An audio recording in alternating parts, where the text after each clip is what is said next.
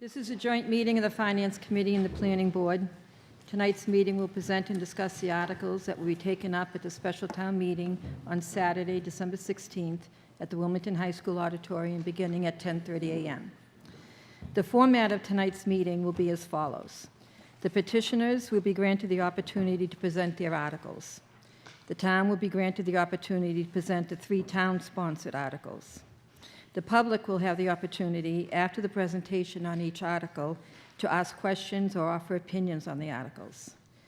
Members of the audience seeking to offer questions or comments should be recognized by the chair. You must be at a microphone, and you must state your name and address for the record. Once it is determined that the public has had adequate opportunity to ask questions and to offer opinions, the public hearing will be closed. The Planning Board will reconvene in Room 9 to discuss recommendations for each article, and the Finance Committee will also meet to decide upon recommendations for each article. Recommendations from both boards will be provided to the town clerk tomorrow as a public record. Residents are reminded that the special town meeting is scheduled for Saturday, December 16th, 10:30 a.m. in the high school auditorium. I'd now like to turn the meeting over to Chairman Mike Sorrentino of the Planning Board. Thank you. Okay, we'll get started. Article 1, to see if the town will vote to amend Section 3.4 of the Wilmington zoning bylaws and associated Table 1 principal use regulations as follows, or take any action relevant thereto. Amend Section 3.4.6 under classification of governmental, institutional, and public services uses, zoning bylaw at page 13, Section 3.4.6, to insert at the end of the existing text of 3.4.6 before the period punctuation mark the words excluding any detox facility as defined in the bylaw. Insert a new Section 3.4.9 zoning bylaw at page 13 under classification of governmental, institutional, and public service uses as follows. 3.4.9 detox facility. Use of any land, building, or structures for the purpose of providing detoxification and treatment of alcoholism, drug addiction, or substance abuse services. Also amend Table 1 Principal Use Regulation zoning bylaw at page 10 under classification of governmental, institutional, and public services uses by inserting a new line of text stating as follows. 3.4.9 detox facility. R10, no. R20, no. R60, no. 055, no. What's neighborhood? Neighborhood mixed use. Neighborhood mixed use, no. Neighborhood business, no. General business, no. Central business, no. General industrial, special permit. Highway industrial, special permit. What's hell? Local industrial, no. Site plan review, required, GWPD. As petitioned, Mr. McCoy.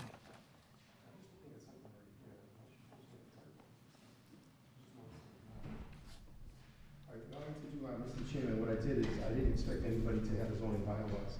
What I understand, I need to show this. I was told I need to speak loud. I'll do the best I can because I'm not wide for mic here. In front of the memberships, what I did was I gave you a definition of the language of the nursing homes, etc., and principal use. So I put that in everyone's desk, and there's an arrow that points to it. And I believe in the audience we did distribute that. And I'm looking at this right now real quick, and I don't know if there's a typo. That's general industrial special permit. No, okay, yeah, that's fine. All right, Mr. Chairman, however you want to do it. What I'd like to do is, if I could, I'll speak up loud, and I can show this. I want people to focus really on the yellow and the blue for the time being. Mr. Chairman, Can I interrupt you just one second? Just to be clear, this is the article you're putting forward, Article 1? that's what we're talking about right now, correct? Yes. Yes, Are okay. you going to speak on both? But I was going to ask you, whatever the pleasure of the board is, what I can do is I would like to address the existing zoning bylaws that exist today, and then lead into Article 1, And then I could lead into Article 2, which Article 2 is the better of the two articles. However you want to do it, I'll do one at a time, take questions, or I can lead right into 2. And what I'd like to do is, like I said, explain the existing bylaws, how it states today, lead into Article 1, lead into Article 2. I'd like to make a little commentary. I'm sorry, I just wanted to be clear, you're not withdrawing Article 1. No, absolutely not. Clear. No, not at all. I just want to, that's okay. No, it's fine, go ahead. Make some commentary for closing, and obviously, as you said at the end of the presentation, have some discussion, answering question period. All right, I just want to explain the existing zoning bylaws as they exist today. Right now, under the existing zoning bylaws, if you take a look at the definition, which is on page 13, 3.4.6, it says hospital and nursing homes, hospital, community health center, sanitarium, nursing, rest or convalescent home. Right now, and I'll say it again, just focus on the yellow and the blue. Right now, you can build any medical facility, any drug detox in all the other colors, all the residential 10, residential 20, residential 60, neighborhood mix, neighborhood business, general business, and over, I'd have to take a look, I believe it's in 055, let me see.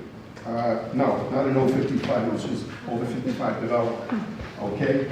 So right now, if you wanted to build a hospital, let's say a huge facility, let's say in the yellow, which is highway industry,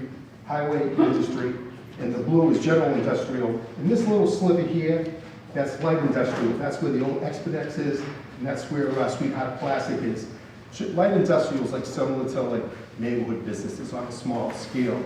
So if you take a look at that, you can't do that. You cannot put any type of hospital, nursing home facility in the yellow, the blue, or this little sliver of gray. But it can go everywhere else.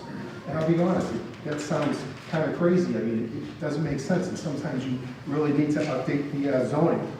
So I just want to, then I'll explain the first article. And then what I'll do is I made copies. I didn't want to make brand new copies of Article 1, brand new copies of Article 2. I decided to stay with the existing zoning bylaws. And let me say, and I apologize, Mr. Chairman, I really appreciate the opportunity, Madam Chair, members of the commission here, and the general audience, and I see the town manager here. I meant to say that at the beginning. So, relative to Article 1, and I'll explain it right now. As the chairman just read into the minutes here of the article, and basically what we're doing in Article 1 is, if you take a look at the arrow where it's the definition, 3.46, at the end of the text, if you take a look where it says convalescent home, what we did was we put in a, let's see, if you take a look at this one, you go down 1, 2, 3, 4, 5. On the 6th line, it says 3.49. What we did was we're putting down excluding any detox facility as defined by the bylaw. So in other words, as you remember, a couple of months ago when they had the public hearing, they stated that under convalescent home, they could put a drug detox center. But by us inserting that exclusion, that prohibits that. So what we did was we created a new definition that would be considered 3.49, let's see, under classification governmental institutional public service uses as follows. 3.4.9, detox facility, any use of any land, building, or structure for the purpose of providing detoxification and treatment of alcoholism, drug addiction, or substance abuse services. So we clearly put a brand new definition covering drug detox and substance abuse and alcoholism. Then under page, if you take a look at page 10, which is the page 10 right here, I got it right here, principal use regulations. So what we did was we flipped it.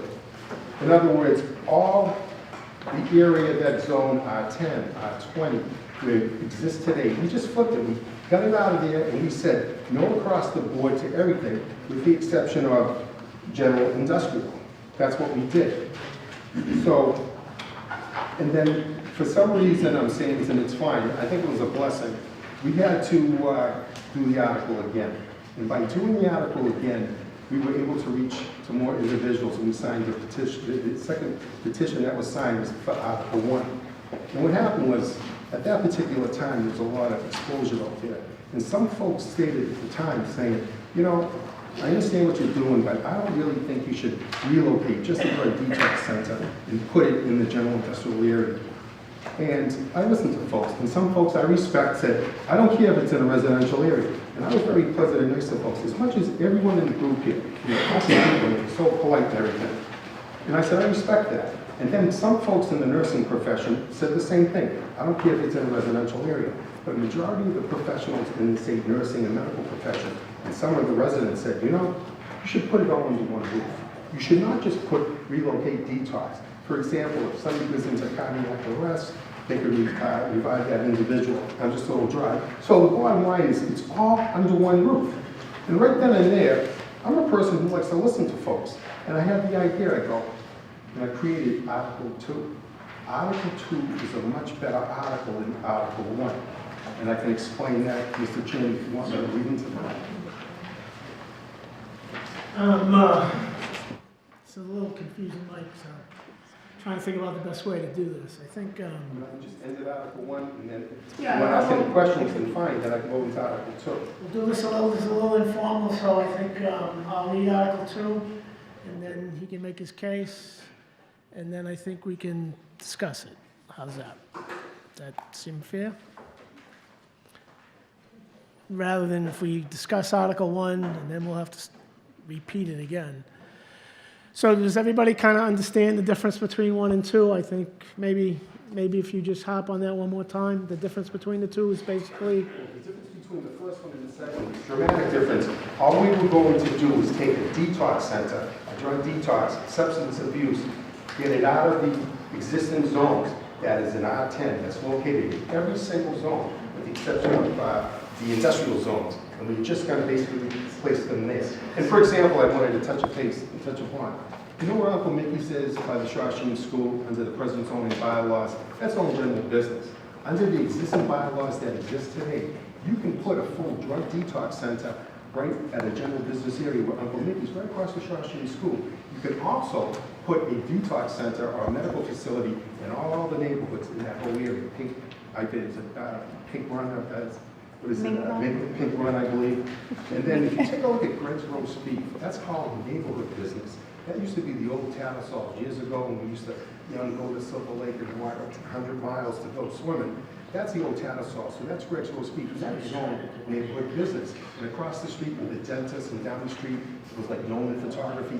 That's all neighborhood business that you could today put a drug detox center or a full medical facility in a neighborhood business, and you can also put it down off of Lake Street, Cottage Street, in those areas. It can go everywhere, but it cannot go in an industrial zone.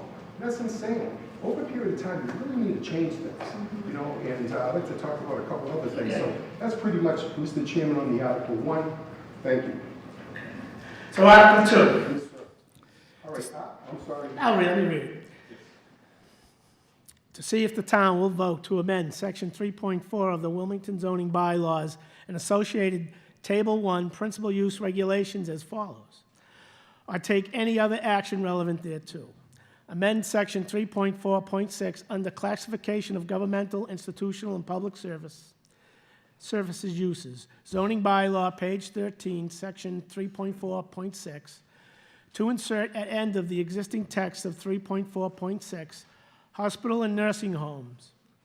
Before the period punctuation mark, the words, including any detox facility as defined as the use of any land, building, or structures for the purpose of providing detoxification and treatment of alcoholism, drug addiction, or substance abuse services. Also amend Table 1, Principal Use Regulations, zoning bylaw at page 10, bylaw under classification of governmental, institutional, and public service uses by amending the line of text for 3.4.6 hospital and nursing homes to state as follows. 3.4.6 R10 no, R20 no, R60 no, O55 no, N/M no, NB no, GB no, CB no, GIS special permit, high industrial special permit, light industrial no, site plan review required for groundwater protection district. I think that makes a lot of sense of how you're doing it right now. And what happens, what led us into Article 2? once again, it was kind of a blessing, I thought. When we had to do it again a second time, we got to meet a lot of folks. And that's when I got the idea, when folks would say, listen, it should be under one roof. And that's why Article 2 came into a vote. So what we're doing is on Article 2, we're keeping, if you take a look at definition 3.46, we're keeping it intact the way it is. All we're doing, adding, as the chairman stated earlier, and I need to look at it, all we're doing is we're inserting at the end of the existing text of 3.46, hospital nursing homes before the period punctuation mark, we're expanding that present definition right now, including any detox facility as defined as the use of any land, building, or structure for the purpose of providing detoxification and treatment of alcoholism, drug addiction, or substance abuse services. So we just expanded the present definition. And then we went to principal use regulations, and then that's what we decided to do, is when we went there, we're basically going R10, which it says special permit, right across the board. No in R10, no in R20, no in R60, no in over 55, as the chairman stated. Neighborhood mix, no. Neighborhood business, no. That's where Tattersall, where Greg's Roast Beef would be. And neighborhood business, as I indicated. General business, no. That's where I'm going to use construction, school. Central business district, no. General industrial special permit. You still got to go to Board of Appeals. And highway industrial special permit. And light industrial, we said no, because it's in an area close to a lot of residential area, and we figured where it was just a small little sliver, we just decided not to do that, okay? And then, I'll just elaborate a little more on that if I could, Mr. Chairman. So that's all we really did in the group. We expanded the present definition of hospital nursing homes, included that end of the text. We went and reversed everything in the residential area, and that's exactly what we did. And you know, I know we're not going to, and I can use this, I know we're not going to make everybody happy. So by doing that, we're taking it out of those residential areas and all the business districts. But right now, the 3 nursing homes in the town of Wilmington, in the old Wilmington Health Center, that's when Leo Woodside and his sister contributed hundreds of thousands of dollars off Salem Street. That's grandfathered. So if they choose to make a huge hospital, or they can do anything. If you're grandfathered, their rights are always going to be protected. All we're trying to do is we're not increasing different zoning, we're just using the existing zoning and just taking the use and put it in an existing zone that exists today. We're not creating any new zoning. All right, and then and like I said, if I just show you a few areas here, if I could. Now visualize, you see the blue? Look at the blue, all right? And I know it's not a perfect world, so we decided to take half the town of Wilmington, that's about half.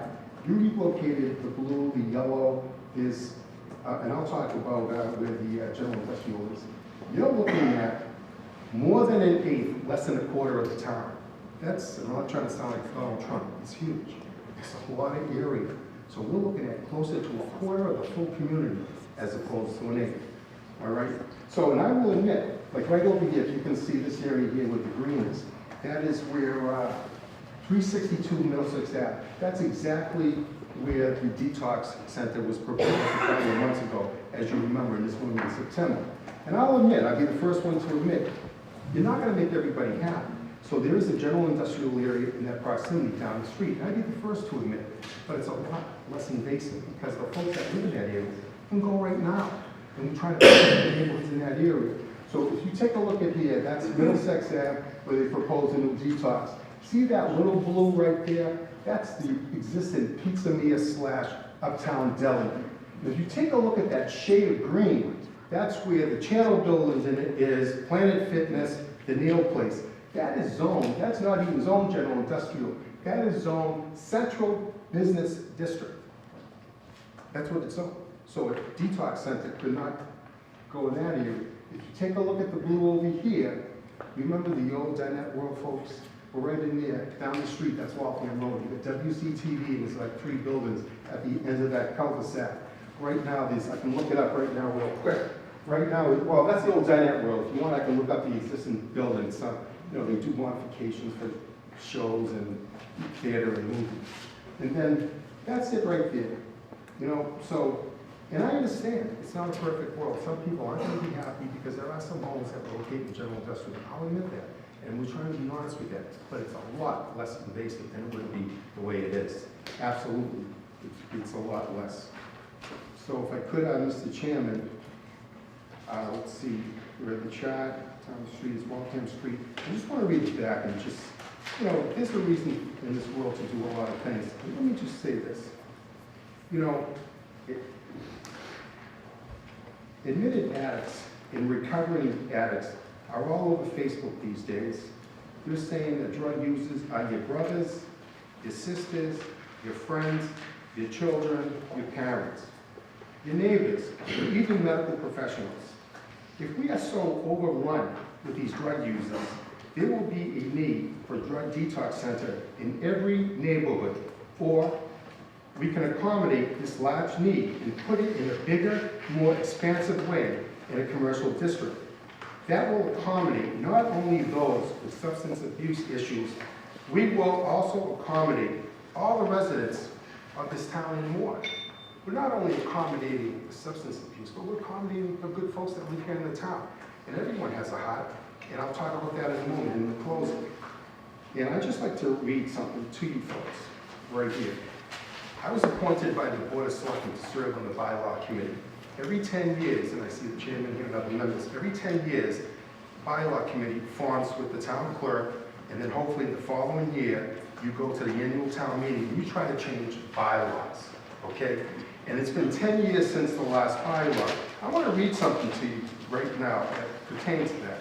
Just give me a second, because I have a lot of papers here. All right, right here. You tell me if this sounds okay, or should we update it? And this is a law that's on the books today. Bathing. No person shall bathe between the hours of 12 o'clock midnight and 6 a.m. in any waters of this town, or any time in a state of nudity, in places exposed to public view or immediate sight of the occupants of any dwelling. Here's the best part, folks. A police officer has the right to come into your house and arrest you. Do you think we should keep that on the zoning bylaws books, or do you think we should change it? I think we should change it. Believe me, you don't want to take a look at me there, you know?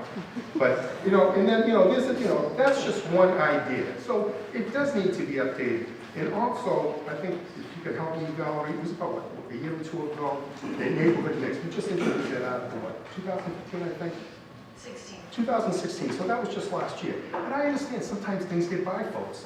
Well, if you take a look at the neighborhood mix, and you take a look under principal use regulations, under a special permit, for example, we had Mr. Walsh propose 50 condo units at the corner of Butters Road, the Butters Road Bridge, and Butters Road and Butters Street, and the Main Street, 50 condos. But on the first floor, he can put businesses.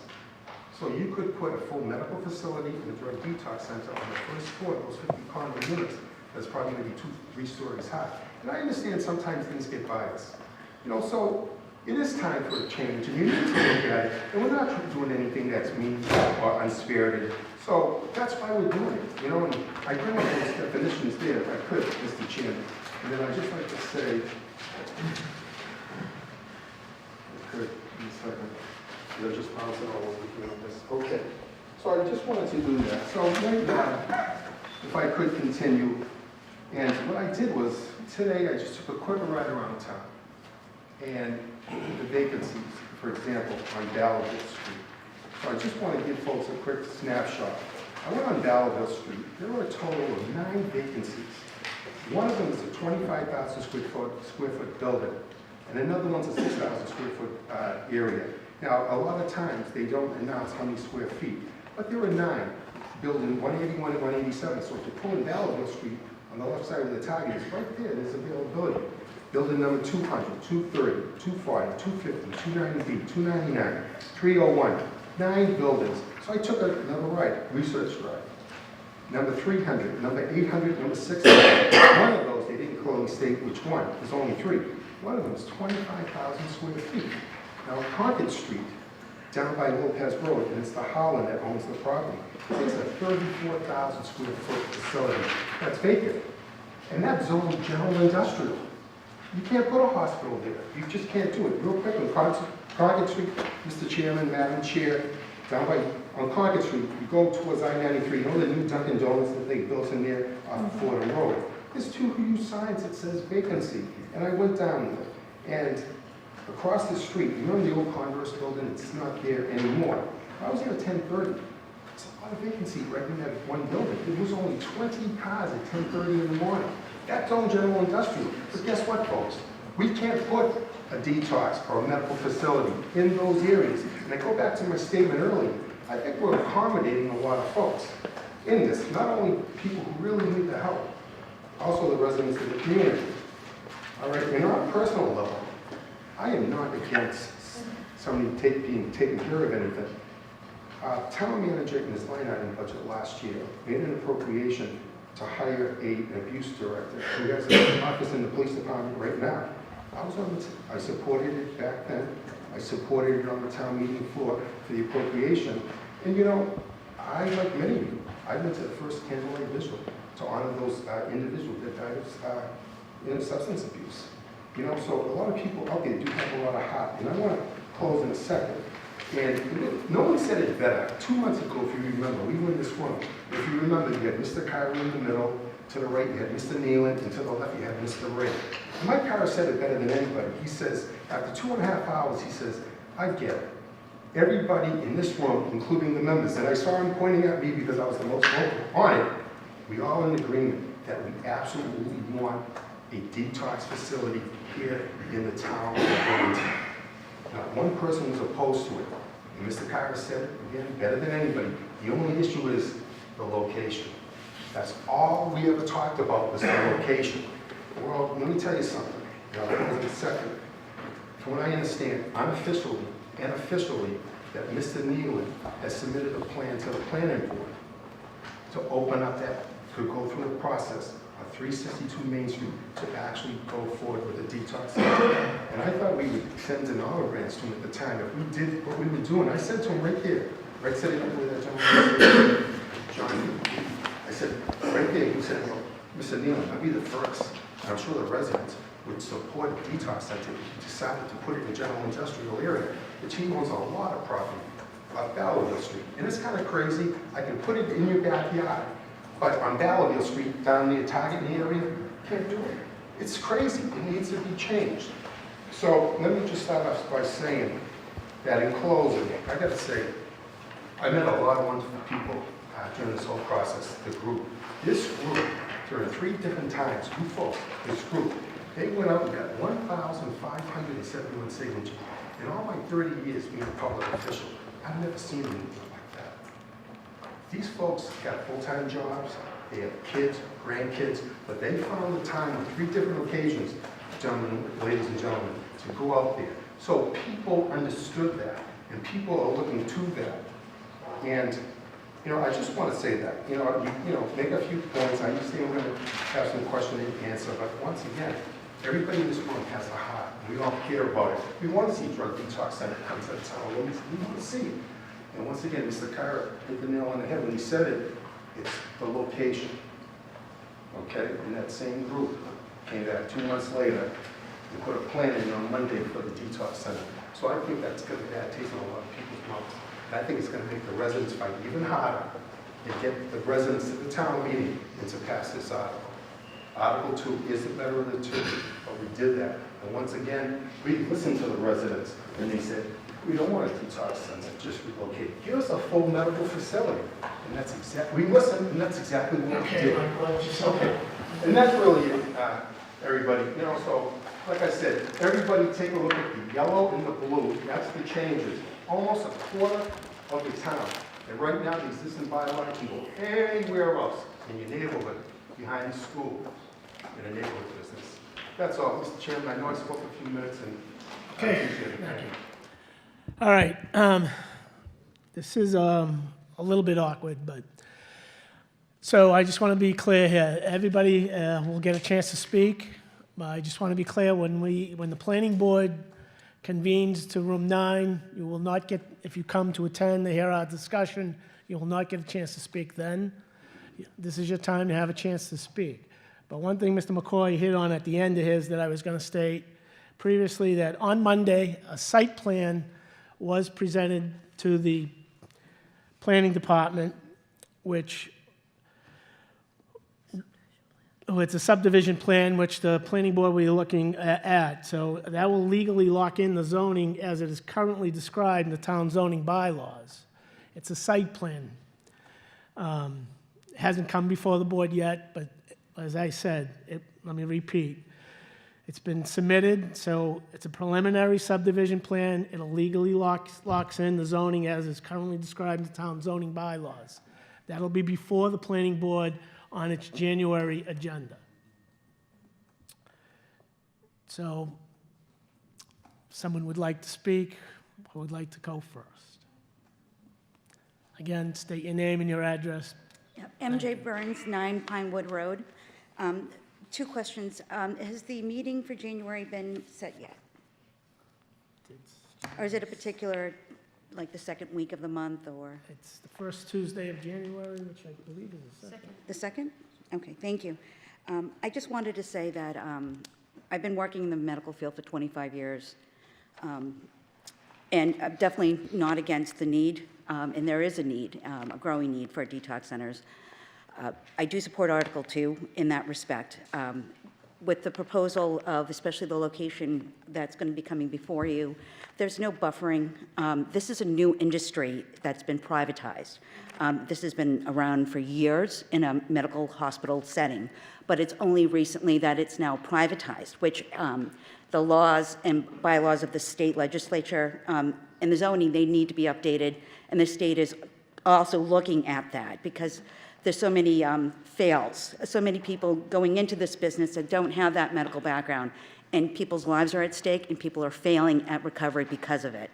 This, so in saying that especially wanting to see this be a successful venture in the future for whatever facility or company that would come in and offer this to residents as well as the other communities, because that's what we are also going to be looking at. It'll be impacted, what we do here in Wilmington will be impacted by other communities coming in, which is great. The other reason why I support this piece is that at the moment, as it stands, there's some facets of the medical industry and recovery piece that do put the risk of property values, the safety of families and property at risk. I think this helps us to be able to support this piece without compromising residents, of which the zoning laws and nuisance laws have been created to do to protect the interests of the community and residents. And that's simply what we're looking at. That's the only thing. It also, I think, in my eyes, could prevent an overpopulation in one area of the community with medical facilities. Currently, right now, where we are, we have one sober living home, which is great. We have another facility located near the Shriners, which is also great. But we also, within less than 10 miles, we have 12 rehab and detox facilities to our access, being in Tewksbury, Woburn, and the surrounding areas. So that's another aspect that should be taken into consideration, and I think this will bode well that as we see this growing, we won't compromise the lives and liberties and prosperity of the residents here who are contributing members to our community and who are invested in the schools and of such. So I would kindly recommend everyone's consideration of especially Article 2 as it pertains to the impact it could have on residents over a long period of time if the zoning doesn't meet the changes in the medical field and the demand that is only going to increase as time goes on. Thank you very much. Okay, anyone else?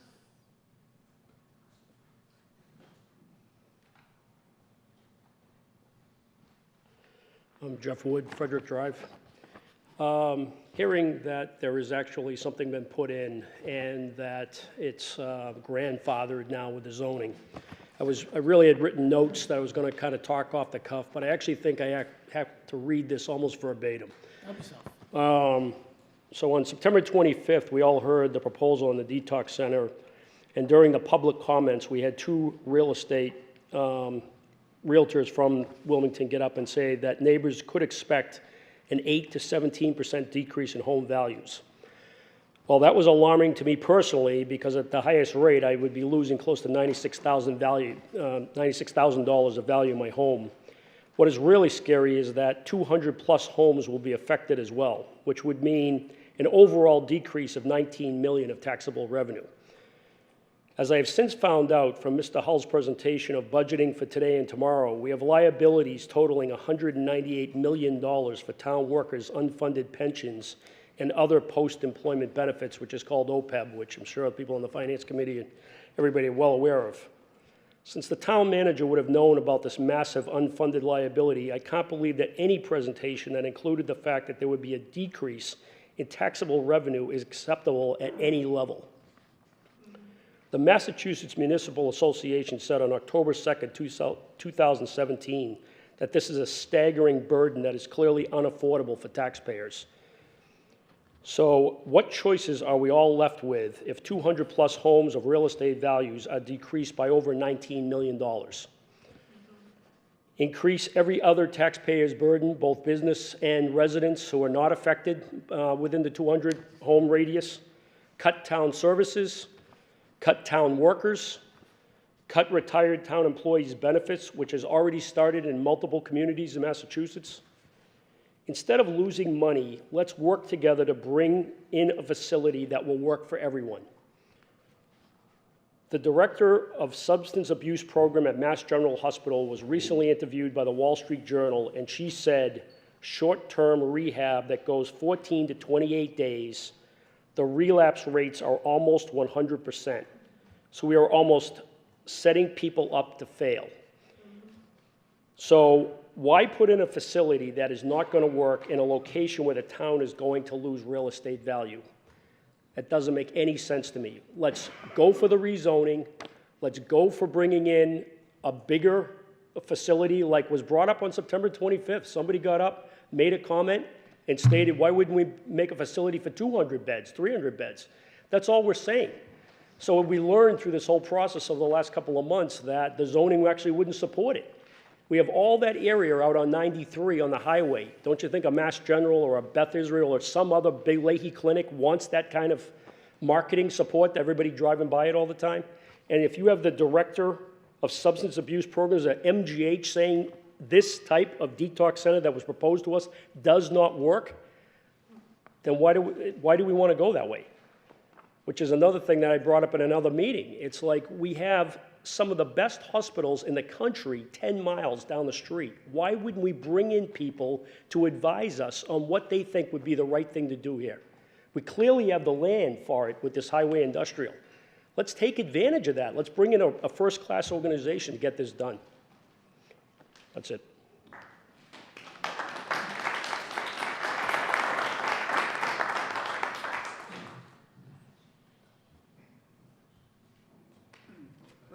Just make a point of clarification. So I think it's very unclear as to what effect any kind of a substance abuse detox center will have on values. I know there's been a lot of suggestion that in fact certain things will happen. I think there's been certainly reference to other locations and the impacts on those values, and that very well could be the case in other places across the country. What we don't know is what the circumstances of those individual communities were and whether this was, in fact, the factor that led to declines in values or whether there were other contributing factors.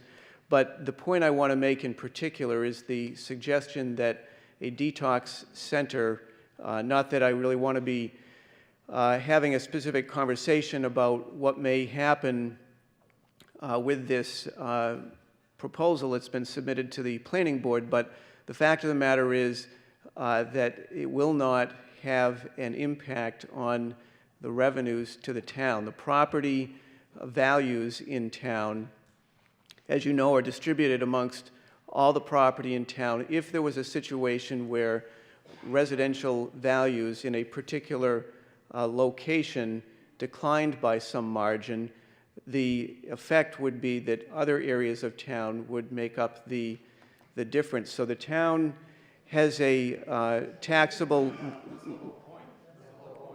the town has a taxable property tax limit of something in the order of $78 million.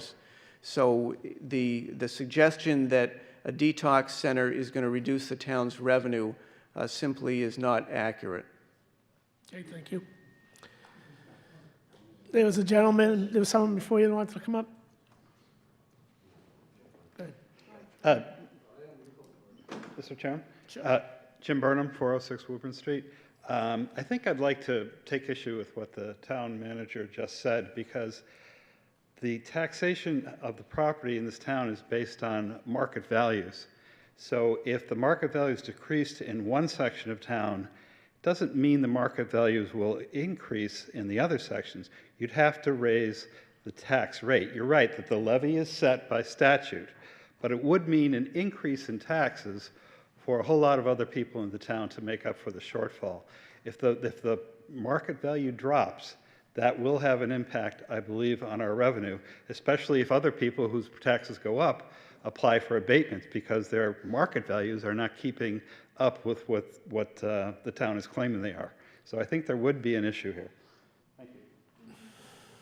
I have a question. Sure. I'm not sure who to direct this to, but I thought that there was a difference between detox and rehab, and that detoxification was a short period of time to get people weaned from the drug or whatever that was the problem, and then they move on into a long-term rehab situation. Can anybody clarify that for me?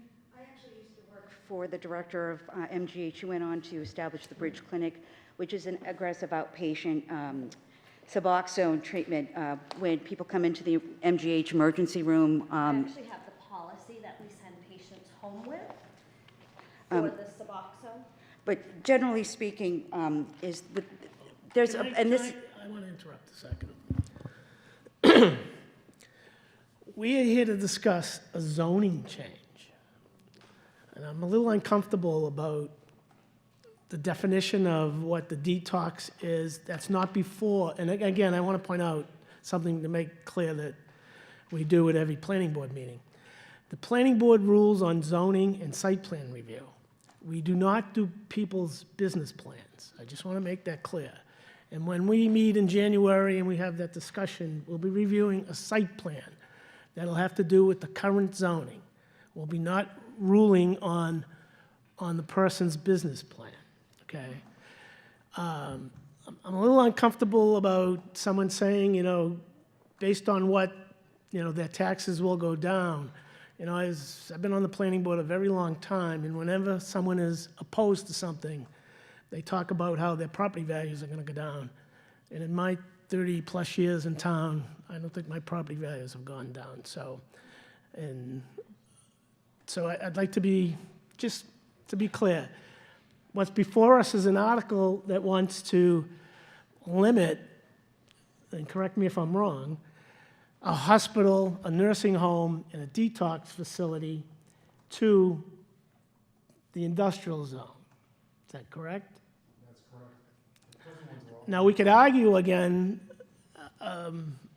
whether a nursing home would belong up in Ballardville Street. I don't know if that's a very good idea. Whether Mass General wants to come to Wilmington, that's not before us. That's not something we really should be discussing.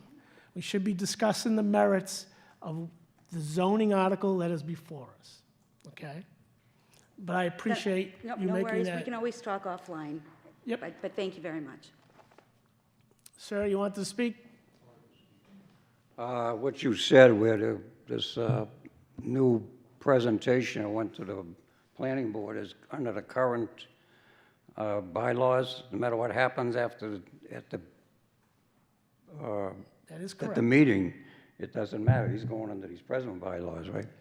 For site Zoning plan. bylaws. That's correct. All right, so we're wasting our time as far as that goes. But anyway, I'd like to say, if that being the case, I'd like to speak on this particular site, whether it's qualified for a detox center. Now, when I went to the planning board, I asked if it would be proper to put this into an industrial area. And I was told it can't because it has to be in a quiet area. Well, I want to tell you, that particular site that they proposed to put this on is not a quiet area. I don't know what you're smiling about. There's like 30 trains that go by there every day. I agree. And I sleep two streets over, and I can hear those trains rattling. Do I want to be in a hospital listening to all this noise at 2 o'clock in the morning? I can give you the whole train schedule, which I'm sure you people have already reviewed. We know. There's like 40 trains going by there. They stop, they blow the whistle. Now, how is that conducive to a good hospital area, no matter what type of hospital it is? There's fire engines going by, at least 3 or 4 every morning. There's a liquor store right across the street. What else can I say? If you people go down and look at that site and really study it and sit there in the morning and listen to the trains going through and picture yourself in a hospital, if I was in the detox hospital, I'd get the hell out of there, okay? Now, that's the facts, and that's the way it is, all right? So the planning board should look at this, not listen to special interest groups in this town, and decide which way we should go. Thank you very much. You're welcome.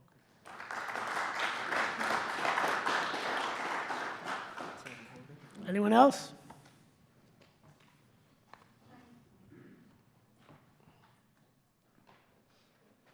Hi, Joe Ribeiro, 2 Judith Road. So with this application that went through Monday, we're just wasting our time, then? It just seems awful coincidental, like right before we're gonna get ready for this meeting, they come in here. Just, like I was told that, like a month ago, that no matter what happens, it had to go to the Board of Appeals first, so I kept looking online, seeing if they was going through there. Now, how come that process doesn't have to go through? That's what I was told. No matter what happens, it needs a special permit, has to go to the Board of Appeals. You just keep looking online at the Wilmington So site. that's true, and he's starting the process. That was What I don't understand, though, is like, it's a done deal, isn't it, what you're telling me? Nothing's a done deal. So that's what you told me, that he's grandfathered in, it's in. Well, he hasn't gone for a site plan review. He just submitted and But did that's a his... site plan review, you're just making sure that these 20 That's feet correct. off the road, the frontage is right, he's gonna put 6 arborvitae trees, he's gonna do this and that, and That's absolutely correct. so, I mean, why is the town gonna spend all this money at a town meeting if it doesn't make any sense, if it's pointless? Sure. He's part of the group. Let me tell you, folks, this isn't over. You have an opportunity. They have to follow their process. You folks have an opportunity to go to the planning board public hearing and go to the Board of Appeals because they're the special permit authority. And you could go there and they could vote against it. I'm not saying they're gonna vote against it or vote for it, but folks, don't have, and I understand where you're coming from. We wanna tell folks, you should be like Network, Matters Health, and go to that town meeting and vote for this thing, and it's far from over, folks. We're all gonna go to that Board of Appeals, and I'm gonna be with you. I just don't understand that. I thought that was the next process, that they had to get that special permit. I mean, that's what we were told in meetings. I mean, it's on video, you know what I mean? It's like, not like it's a secret. Good. Planning director would like to discuss. I'm going to explain the process. Oh, geez, again, huh? All right, I'll take off the earplugs, go ahead. So with the filing of the preliminary subdivision plan by state statute, that locks in the zoning as of when it was filed. So 7 months after that, they have to file a definitive subdivision plan to keep that zoning locked in. The process remains the same as under current zoning. They need site plan review from the planning board, and they need a special permit from the zoning board of appeals. So they still have to get the special permit from the Board of Appeals? That's correct. But they're grandfathered in. If we change the zoning, if we win this thing, they're still grandfathered in, it doesn't affect them, though? That's what, The zoning for that site is what's, the zoning was as of Monday, so as of now. I mean, it just doesn't make any sense to me. I mean, like to keep the whole town happy, I mean, everybody wants a detox center. Everybody knows we need one, so why, the way the laws are now, you can put it in a residential area, but you can't put it in an industrial area. It just seems to be complete opposite, doesn't it? I mean, I don't know, it just, I mean, I'm not an expert at these laws, but it just makes no sense. You can't put one in an industrial area, but yet you can put one 100 feet from my house. I mean, why not make everybody happy and put a bigger facility somewhere, and let's just stop the shenanigans, you know what I mean? It just makes no sense to me here. Point taken. Anyone else?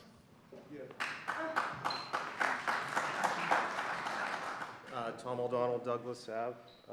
Just to follow up Joe's comments there, I think you were at one of the meetings, I think it was in October, going over some planning, so you knew what our intents were, but no one actually shared what Joe just shared with us. That we had no idea that if someone filed, by a certain date, that things would be grandfathered in. So it feels like we've been manipulated, not by all of you folks right here, but certainly you and a lot of the selectmen, with the exception of Mr. McCoy and our town manager. I think it's just unfair. I just want to go on record that it's been mass manipulation going on here. In And what it's way? just What a do you little. mean? In what way were you manipulated? I'm sorry. Well, they knew what we were going after and what we wanted to, but what you're telling us tonight, since they filed that on Monday, Which the is his zoning. rights. Well, but no one. It has nothing to do with us. No, I'm not It's saying. nothing to do with the planning director. Well, Someone owns some property, he has rights, he went ahead. I get it. No, I'm not accusing you or anybody else in That's this why board we- here. That's why we put it out front before the meeting started. Yeah, no, I appreciate you sharing that with us, because that's not something that we knew, but my point is, none of you were here, with the exception of yourself. Valerie Gingrich was there at one of the meetings that we were at subsequent to the 25th, I think it was, again, right? just So, to and no, I mean, no, just so I'm clear with you, I think it would have been fair for the town to kind of share these sorts of things with us at that time. We have to come here, and you were right, totally honest with us, so thank you, I appreciate it. But I think the town and other people should have been more forthcoming with us with that. So thanks, that's all I want to say. I would say we have been about as forthcoming as we can be, and it really is incredible to me, this constant drumbeat that there is some kind of a conspiracy going on here. When those folks first brought this proposal forward, and all it was a proposal back in August or September, the suggestion on our part was, and they agreed, that before they even begin any permitting process, that they should bring it to the Board of Selectmen, who don't have any technical jurisdiction over it, but bring it before the Board of Selectmen to describe it, to discuss it, and give folks an opportunity to comment on it. And at that time, it was resoundingly clear that folks were opposed to it, and that's fine. But they did not have to do what they did back in September. They could have simply gone through the process of filing the proper permits and done what most everybody else does in terms of developing property. They didn't. We went through an extensive discussion about that process, and people clearly were opposed to it, and that's fine.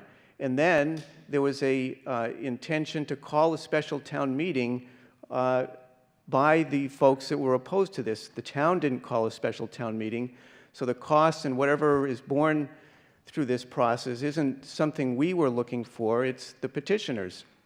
And again, that's fine, but the fact of the matter is that any property owner has the right to file for development of that property under the current zoning. So I would suggest that, in fact, by this effort to call this special town meeting, what the petitioners have done is hastened the development of that property, because now the property owner figures, in order for me to preserve my rights, I have to act now. And there was no cover-up on the part of the town. We learned about this Monday. It was communicated to the Board of Selectmen on my part, and it was brought forward tonight at this meeting. So to suggest that somehow that the town is in cahoots with a developer is completely false.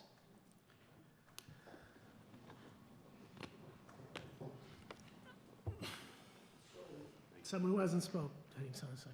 Mr. Chairman, thank you. Ed Loud, 4 Valley Lane, Wilmington. I'm opposed to the location, not a detox center. I want to say that. And to this gentleman that just spoke about the town being in cahoots, totally false. I know I was sitting here on September 25th and in subsequent meetings that the developer could do this at any time, and I know I said that. I know I spoke to a couple of the people in the committee, the group, and told them that they could do it at any time. Now, what I'm upset about is Mr. Nealon was here on September 25th, and he saw that Mr. McCoy and his group have put out a petition, not once but twice, and got a lot of signatures. He doesn't care about this town. He cares about himself. That's what I'm upset about. And this gentleman, Mr. Nealand, owns the Channel Building, and he gets to use town-owned property for parking. Wow. Okay? He's got signs there. We don't charge him rent. And he goes and does this to that neighborhood? That's awful. That's awful. I am opposed to the location, all for a detox center. It's been said tonight. And how old is this bylaw? It's probably from the 50s or the 70s when a lot of them were changed. If you look at the table, there's a lot of bylaws there, zoning bylaws, that should be changed. Mr. McCoy brought one up earlier. Not really a zoning one, but there are a lot of that needs to be changed. Times have changed. This is a new Correct. industry for us. It's a malleable And our town lawyer has told us document. that we really can't discriminate against these people. I want the town lawyer to do his job, and I would back him 100%, but what do we as people have as our backing? Because it's not a great location with trains right next to it, train tracks. Mr. Wood brought up at one of the meetings the increase of crime around similar facilities in different towns. That's a possibility. There's a liquor store across the street. There's two convenience stores across the street. One sells liquor. From that address on the first or second floor, you can see the inside Eli's and see the Budweiser signs. What good does that do for someone that's trying to detox from any one of these afflicted people? So that's why I'm against the location. 362 Middlesex Ave is not a good location for a detox center. End of story. Thank you for your time. Thank you.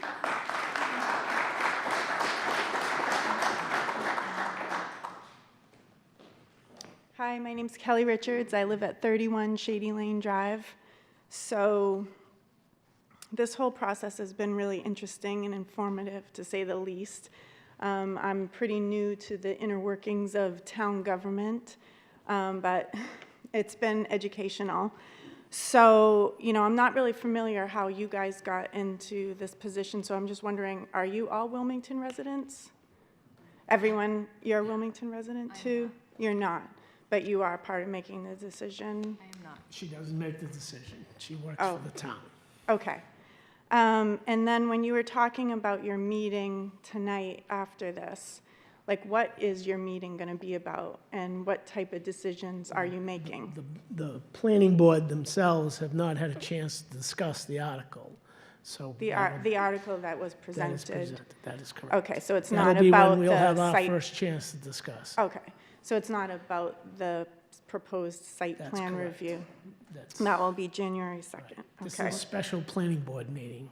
Well, I just have to say that despite the presentation that they supposedly gave us at the selectmen's meeting to allow the people to be involved in the process to hear, and I'm not even sure it's the same group. I mean, Nealand, is he involved with both because they have different names or different LLCs? But I don't know why they invited us to do that if they were going to push the thing forward already. I feel very disappointed that a businessman would not hear the voice of the people who live in the neighborhood and in the community. And I do wonder, as a homeowner and a community member, what rights do we have? I'd like to know. What rights do we have? Because everybody seems to have rights, but we're paying our taxes, we're living in the neighborhoods. What rights do we have? Thank you.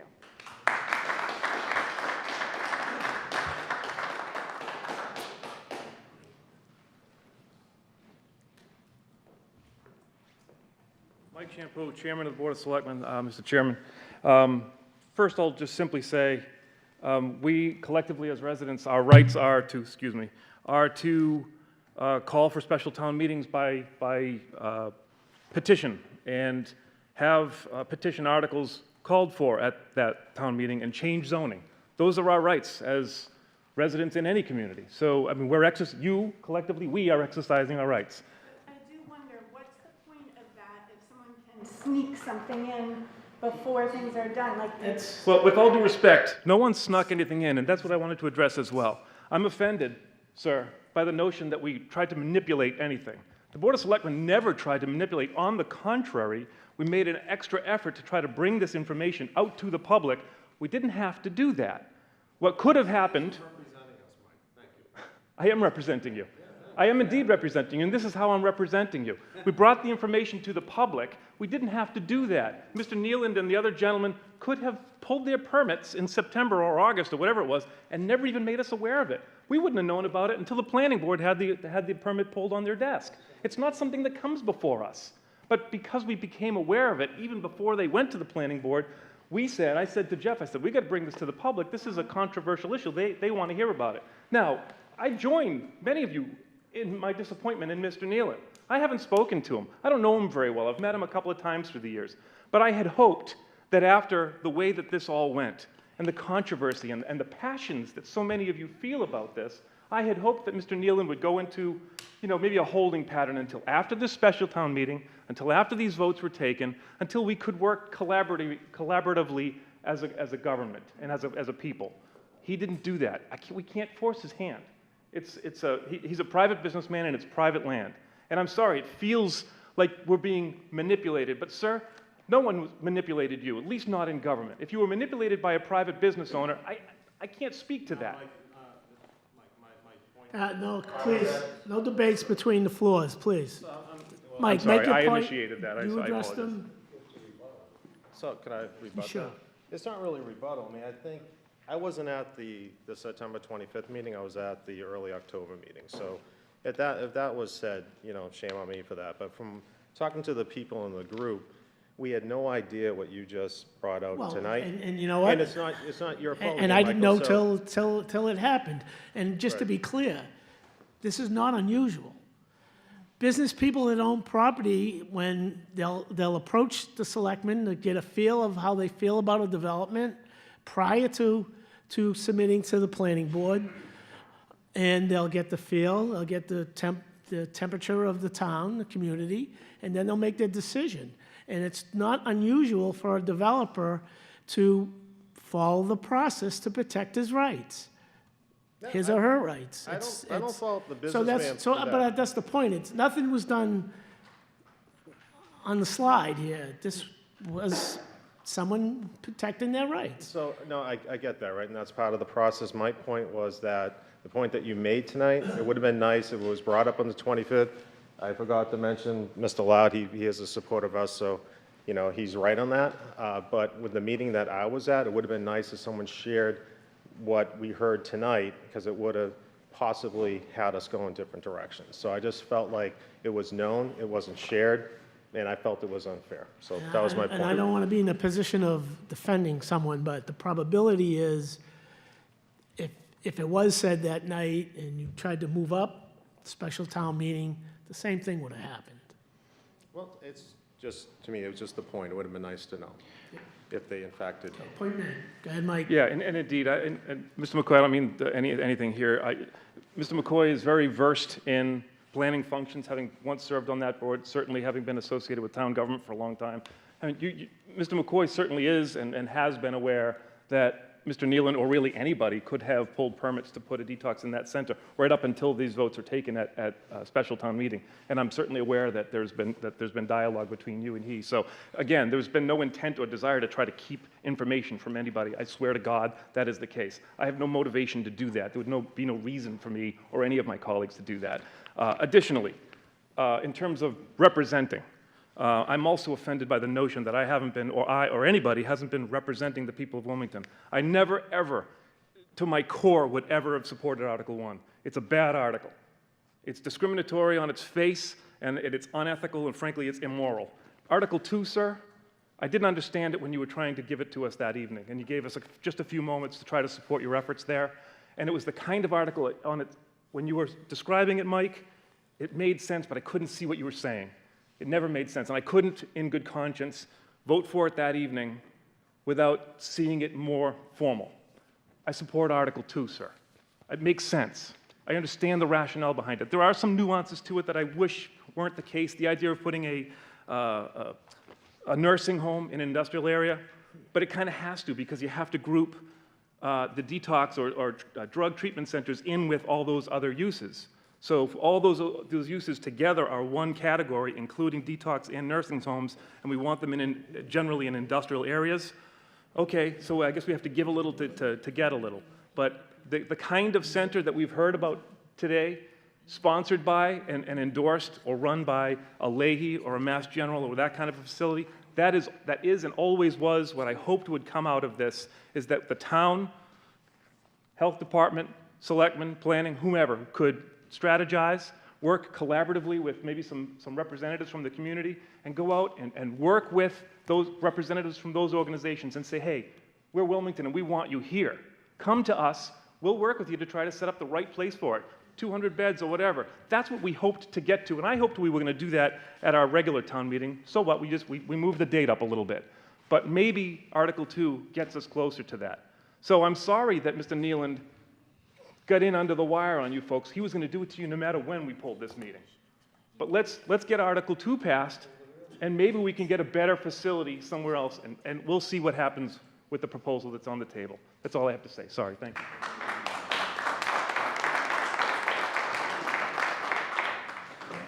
Anyone else? You've kind of spoke. Yep, good.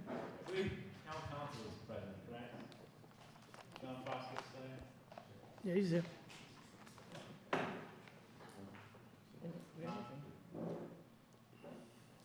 We know your opinions on Articles 1 and 2. I was wondering if you could just make those public. Sure. I want to clarify a statement that was made earlier. It's a small point, but the opinion I was asked to give was not whether or not the town can discriminate. The opinion I was asked to give is whether, with respect to Article 1, the Attorney General would approve it. And my opinion was that the Attorney General would not, because she has already disapproved a similar bylaw effort in Millbury. And her rationale... This is for Article 1, right? Yeah, this is Article 1. I'll get to Article 2 in a second.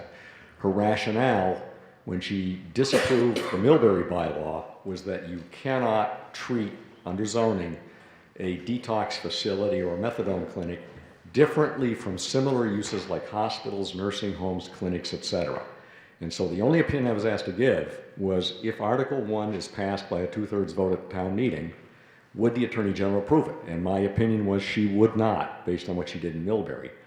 Article 2 does not treat detox facilities differently from those similar uses of hospitals, clinics, nursing homes. And under her rationale, my view is that she would not disapprove the article if it were passed, because her entire rationale was you can't treat detox facilities less favorably in zoning than you treat those other similar uses. Thank you. Okay? Thank you. Good?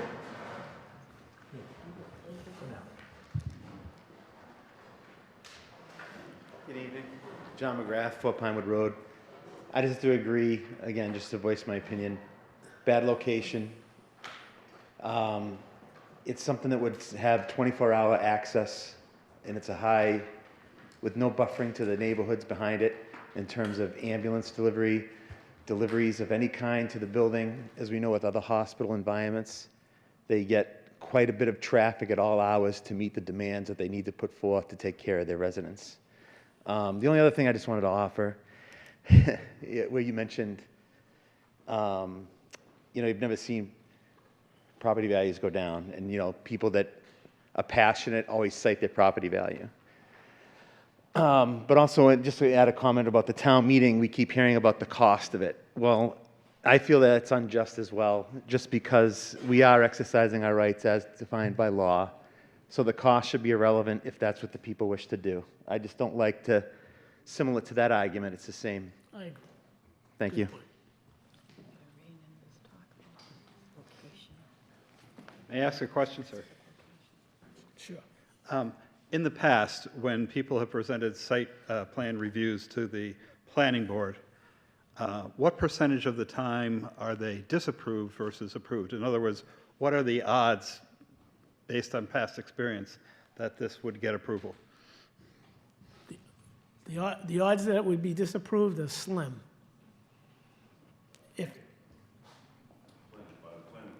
by the planning board. Planning board, again, rules on zoning bylaws of the site plan review.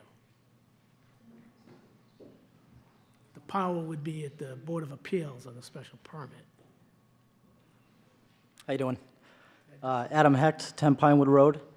So I think Ed Loud and Mr. Buckley alluded to liquor stores, trains, but nobody brought up the bus stops that are there.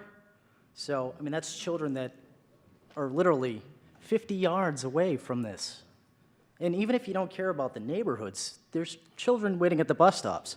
Who knows what kind of scene is going to unfold when you're taking these people that don't want to be rehabbed and throwing them in there? I mean, that's just nightmares that they don't have a chance, you know? I mean, why shouldn't we protect them? They didn't get to make a decision, right? The adults that got addicted did. They didn't. So why put that in front of them? That's all I got to say. Thanks. Thank you. No one else? Someone new? Okay. I'm getting nudged to move along, but if you haven't spoken, we'll give you a chance to speak. Candace Boyer, 15 Linda Road. So I'm a nurse, and I feel like, I'm sorry, not really good at public speaking. Why would we intentionally expose our children? Like we said, bus stops. You know, we've already had a drug bust at our bus stop. Literally, the buses had to stop at the top and the bottom of Marcia and Linda Road so that they could take down somebody from the group home around the corner. So why are we going to intentionally put our children at risk? Yes, it needs to be addressed, but yeah, you need to put it out by target. Like, the zoning needs to be changed. Why wouldn't you want a nursing home right on and off the highway? Or a hospital right on and off the highway? They have no reason to like get off and drive around a neighborhood where if they're going to 362 Middlesex Ave, they're saying, oh, there's this neighborhood, there's that neighborhood. You know what I mean? You're intentionally exposing our kids even more than they already will be exposed to drugs, which, you know, this is my biggest fear is, you know, to end up, you know, with a drug addicted child. So I'm trying to do everything to prevent that. Do you know what I mean? Like, understood. It just doesn't make sense. There's the North Intermediate School, the Woburn Street School, and everybody in between. You know, people are saying that, you know, they're not criminals. My sister's a drug addict. My niece is a drug addict. They have records from here to Market Basket and back. They do bad things. So we need to just keep this out of a residential neighborhood. It doesn't make sense. Okay. You did a good job. Thank you. I think we're going to wrap it up, Mike. I'll give you, unless there's someone on the board who wants to speak, we good? So go ahead. 1 minute. I was going to say 30 seconds. I'll take a minute. Thanks. I want to thank the kind words from Selectman Shampoo and Selectman Loud. That means a lot. I want to thank the commission. But in life, in public life and in private life, politics plays a role. And I'm going to tell you, what Mr. Nealon did was a smart political move. A member of this group got up and said, why are we wasting our time? It must be a done deal. It's not over till the fat lady sings. He wanted to take Seal out of that. That way people get discouraged from coming to the special town meeting. And don't forget, on December 13th, it's going to be advertised in the town crier of his public hearing. So get that out of your head, folks. It's not over. You still have to fight at the Board of Appeals. And I'll say it, smart political move on Mr. Nealon doing what he did. Because this gentleman thought it was over. And I love you. And I'll tell you something, it's not over. Like that movie, Network, you should be mad as hell, fight this thing all the way to the Board of Appeals, get your friends and family at the special town meeting, and vote that article. And then we can still deal with Mr. Nealon. He doesn't even live here in the town of Wilmington. That's wonderful. Thank you.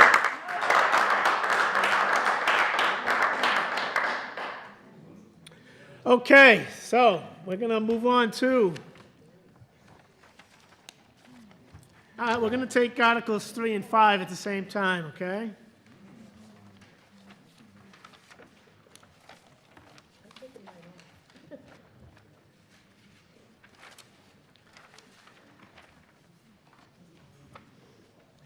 I'm going to just breeze through Articles 3 and 5, and then give it over to Val, because these are town petitioned articles. To see if, Article 3, to see if the town will vote to amend the Wilmington zoning bylaw to prohibit marijuana establishments in all zoning districts by amending Table 1 Principal Use Regulations to include 3.7.2 marijuana establishments as follows. 3.7.2 marijuana establishments. No, no, no, no, no, no, no, no, no, and And by adding a new section 3.7.2 as follows. 3.72, marijuana establishments prohibited. Pursuant to Section 3 of the Chapter 94G of Mass General Laws, all types of marijuana establishments, as defined by Section 1 of Chapter 94G of the Massachusetts General Laws, and as may otherwise be defined by Massachusetts law or regulation, including without limitation all marijuana cultivators, marijuana testing facilities, marijuana product manufacturers, marijuana retailers, on-site consumption at a business location, all other types of licensed marijuana-related businesses, and the conducting of any such activity for commercial purposes by whichever name used shall be prohibited within the town of Wilmington. This prohibition shall not be construed to affect the medical use of marijuana as expressly authorized by the provisions of Chapter 369 of the Acts of 2012 and 105 CMR 725.000, or to take any other action related thereto.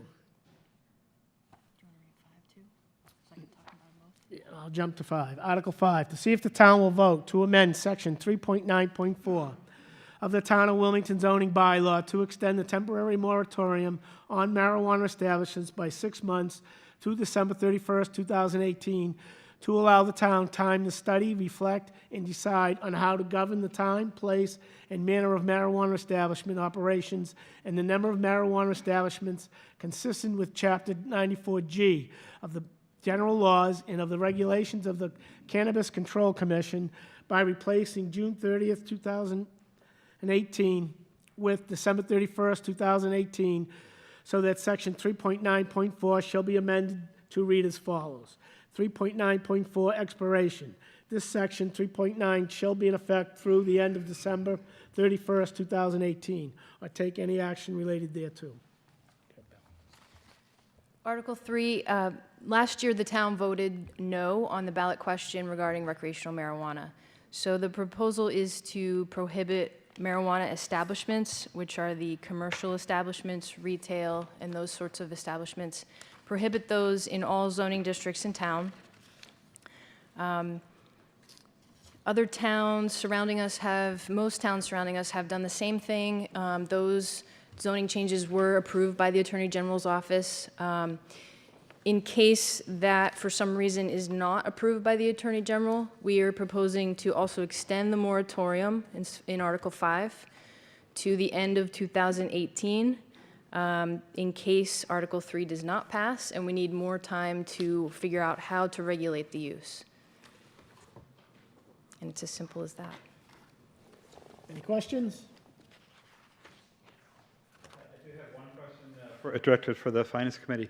Will the banning of the sale within the town, will it have any impact on sales tax revenue or revenue in general in terms of income to the town? Well, we currently don't have any income based on marijuana sales, so I don't think that it would have an impact. We wouldn't be foregoing any new revenue. Well, of course, any industry that comes in is going to bring revenue. So you could apply that to any industry.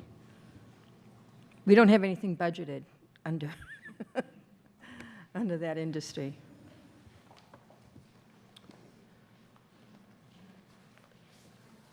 MJ Burns, 9 Pinewood Road. Just have a question with regards to the articles, as I understand, as they pertain to recreational. Is there current zoning for medicinal shops opening up in the town? Or is this, I'm not sure how this is looked at. I'm just not clear as to how it's looked at completely. There is current zoning for medical marijuana. That would remain as it currently is in the bylaw. That was enacted a few years ago. I think it was 2014. And can you tell me where those areas are zoned? So it's certain industrial districts, they have setbacks. There's certain setbacks that have to be adhered to, so it's not just certain districts. There's a lot of detail that goes into where you can locate that facility. Are those type of businesses require a special permit to open or locate? Yeah, the use is by special permit from the planning board. Okay, thank you very much. Appreciate it.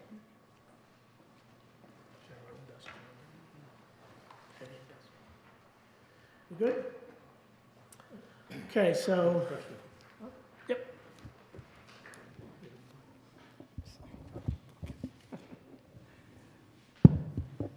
Can I get a quick summary of what the differences is between Article 3 and Article 4? What are they accomplishing? I can see an outright prohibition in Article 3. Well, isn't Article 4 doing the same thing? They are doing the same thing. They're both prohibiting the use. One is for the zoning bylaw and the other is for the general bylaw. Oh, okay, one is, okay, all right. That's part of the zoning, okay. All right, thank you.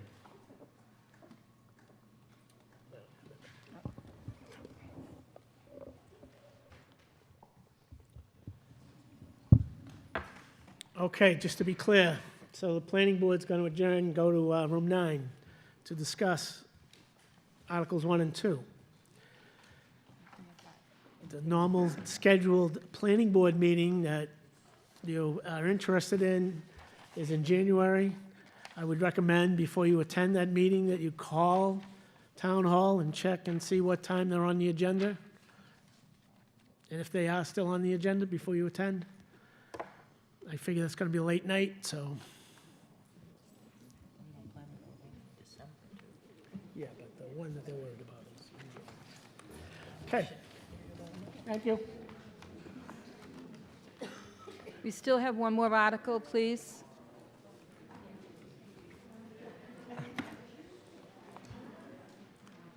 Could I have your attention, please? We still have some business to attend to here. We have one more article. Thank you. Article number 4. To see if the town will vote to amend the Town of Wilmington inhabitant bylaws by adding a new Section 55 to Chapter 5 entitled Prohibition of Marijuana Establishments as follows. Section 55, Prohibition of Marijuana Establishments. Pursuant to Section 3 of Chapter 94G of Massachusetts General Laws, all types of marijuana establishments, as defined by Section 1 of Chapter 94G of Massachusetts General Laws, and as may otherwise be defined by Massachusetts law or regulation, including without limitation, all marijuana cultivators, marijuana testing facilities, marijuana product manufacturers, marijuana retailers, on-site consumption at a business location, all other types of licensed marijuana-related businesses, and the conducting of any such activity for commercial purposes by whichever name used shall be prohibited within the town of Wilmington. This prohibition shall not be construed to affect the medical use of marijuana as expressly authorized by the provisions of Chapter 369 of the Acts of 2012 and 105 CMR 7.5.000, or to take any other action related thereto. Mr. Hull. This, as you see, obviously is very similar to Article 3, and that was by design. So this deals with the inhabitant bylaws as opposed to the zoning bylaws. When we had a discussion with town council some time ago about how to address the issue of recreational marijuana, the law that was passed by the legislature does not make it clear as to whether if communities are looking to limit or bar the use of the manufacture and sale of recreational marijuana, whether that should be done through the zoning bylaw or the inhabitant bylaw. So kind of under the belt and suspenders theory, the idea was to pursue articles to address both, seek to get them approved, and then presumably one or the other would protect us. One of the things that was concerning to us is that the Cannabis Control Commission was only appointed in September. There were some changes in terms of the number of folks serving on that committee, and as a result, the regulations that will actually govern how this law that the legislature passed plays out, those regulations will not be adopted until March at the earliest, which by then we'll have the town meeting warrant prepared. And so we were looking to try to act in advance of those regulations coming out. Thank you. Does anybody have any questions or concerns about this article? Okay, so I guess not. If that's the case, then I'll take a motion to end the public hearing. So moved. All those in favor? It's unanimous. Thank you, everybody. Good night. Oh, just so that you understand, the Finance Committee will be continuing our meeting here, and we will be discussing all the articles that we just discussed this evening and making the recommendation to the town manager. So thank you. You absolutely may. You are more than welcome to sit in and listen. You will not be able to speak. Sorry. But you can speak for about 2 minutes. Just, but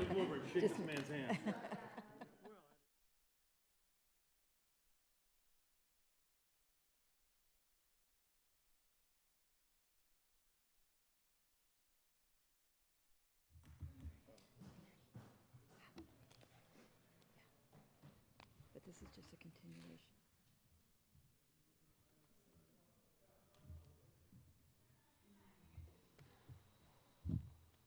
How you doing, Jeff? Your own zip code down there.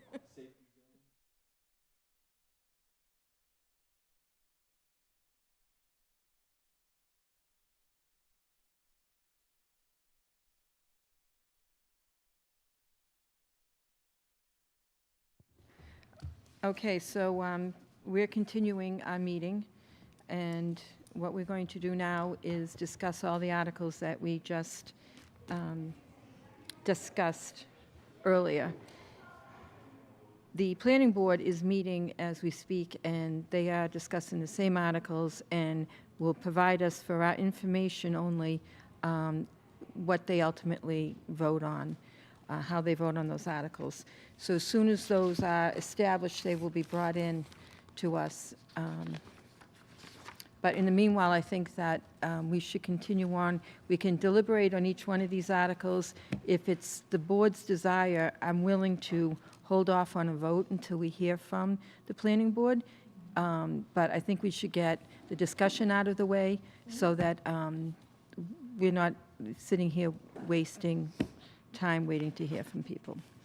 Okay, so. I wouldn't be surprised if they were long. I don't think they'll be that long. I don't know how much of the crowd would be. There's no one in there. Yeah. They can't talk. But they can't talk anyway.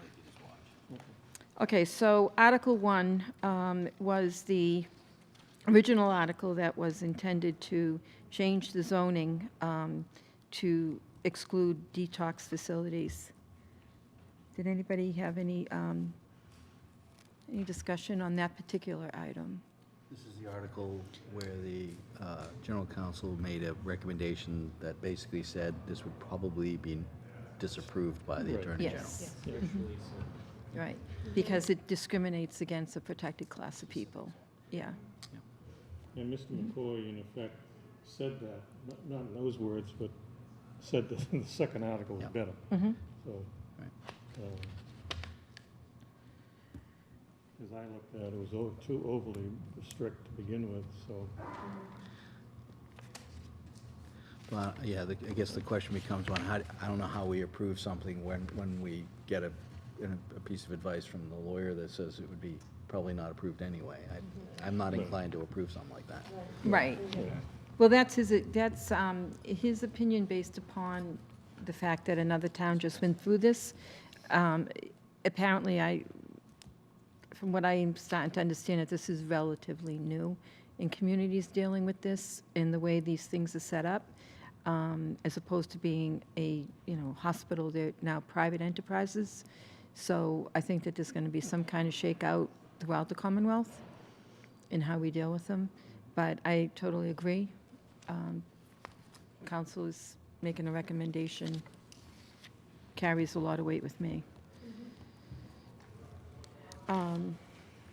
So any other comments about Article 1? No? Okay. So we'll move on to Article 2, which, so the long and short of this article is that it is taking all of those uses that tend to be grouped together and providing zoning homes for them. And in this way, they're not excluding or singling out any one particular type of medical care.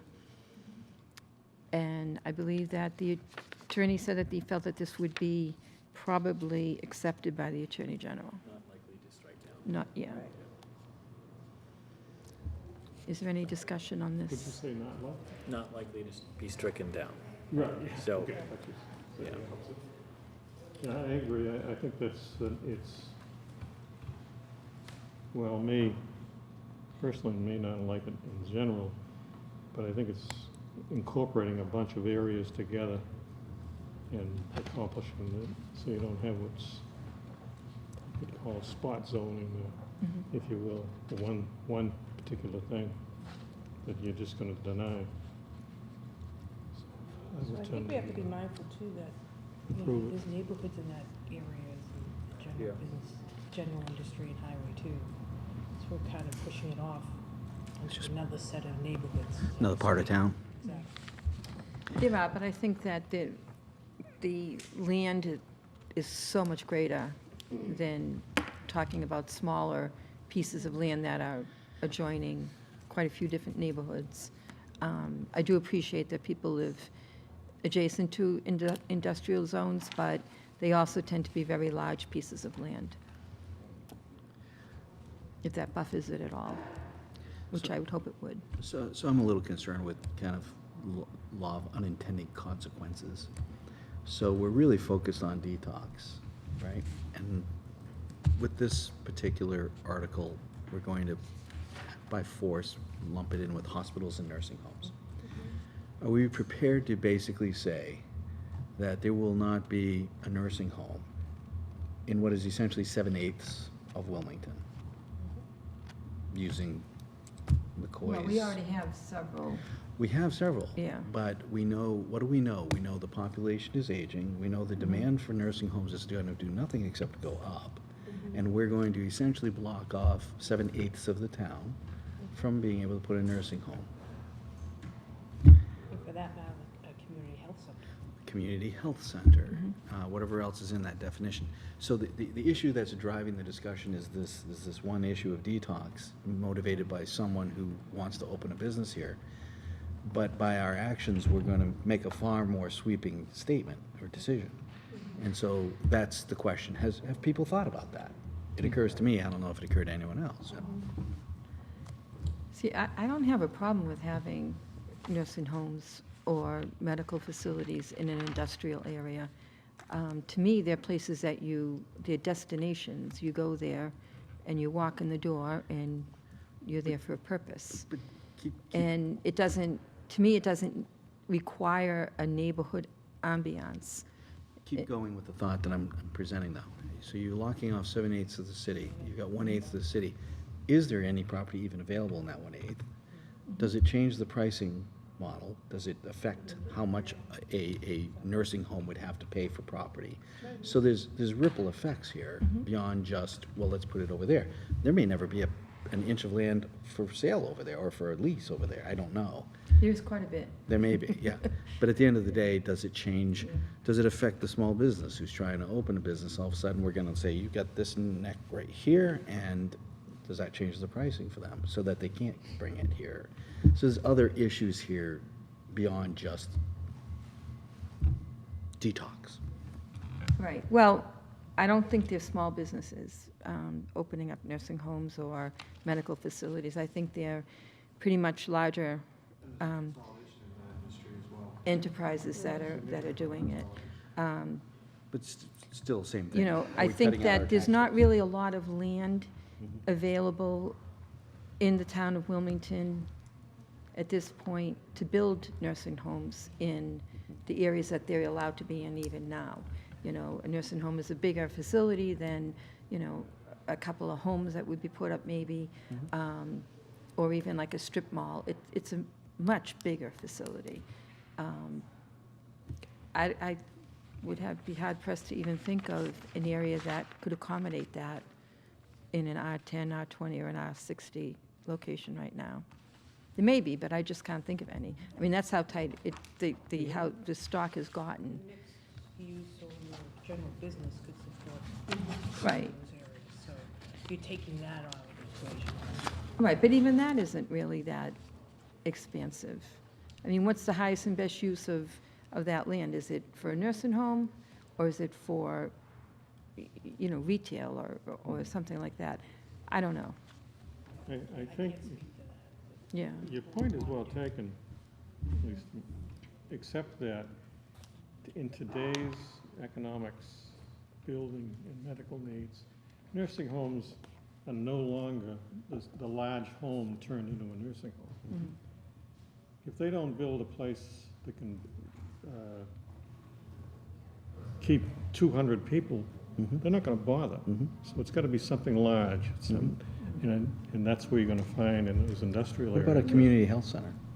What about a community health center? Well, we have one. We have one now. Yeah. Whether we Yeah. have another one or not, it's a different issue. I mean, they could happen. Just thinking about like, you know, assisted living and how they have that over by the mobile. They have the nursing home with the assisted living, so they can kind of move their way, you know, start off on their own. I'm not sure that that those type of facilities would be able to, and, you know, be in a general, an industrial area. I don't see that happening, but, I mean, and,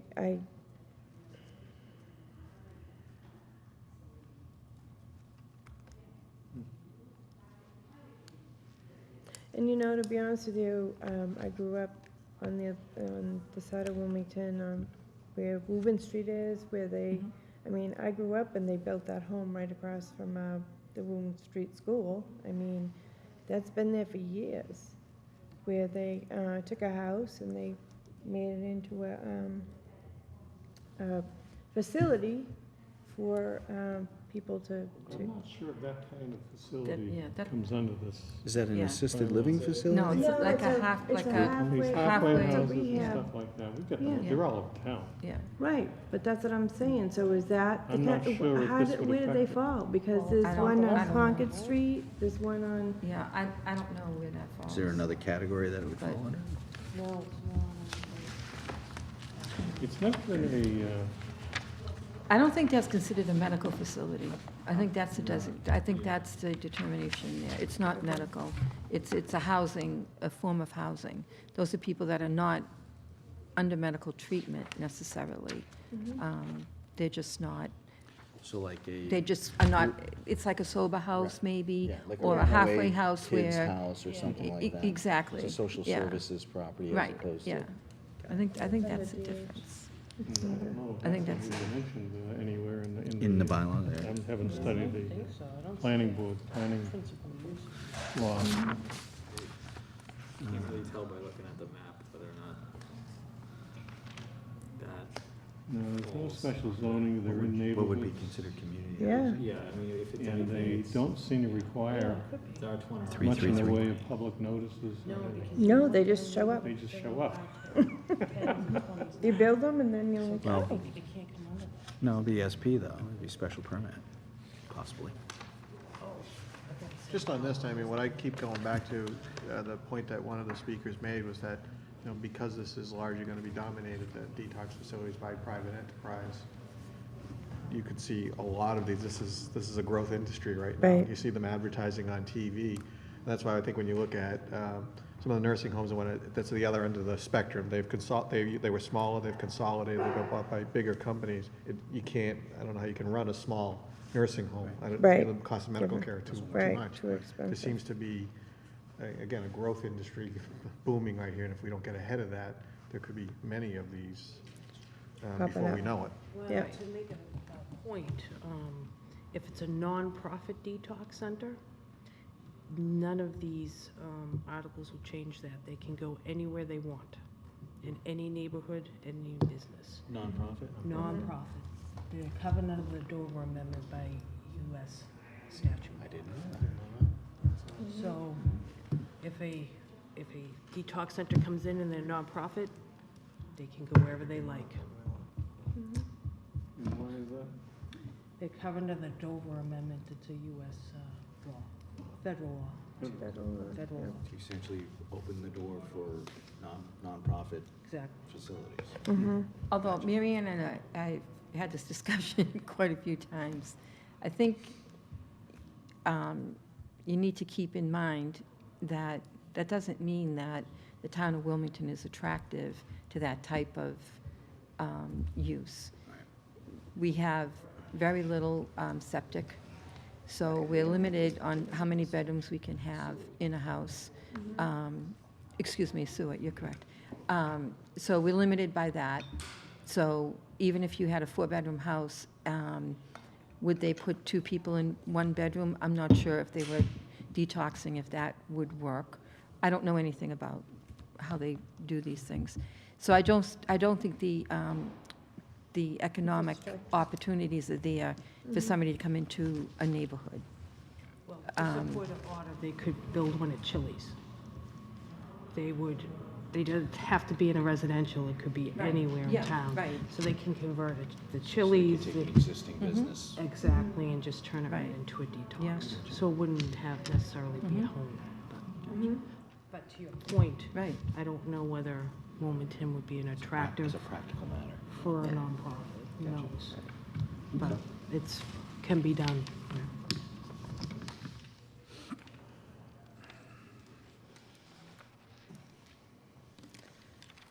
Okay, have we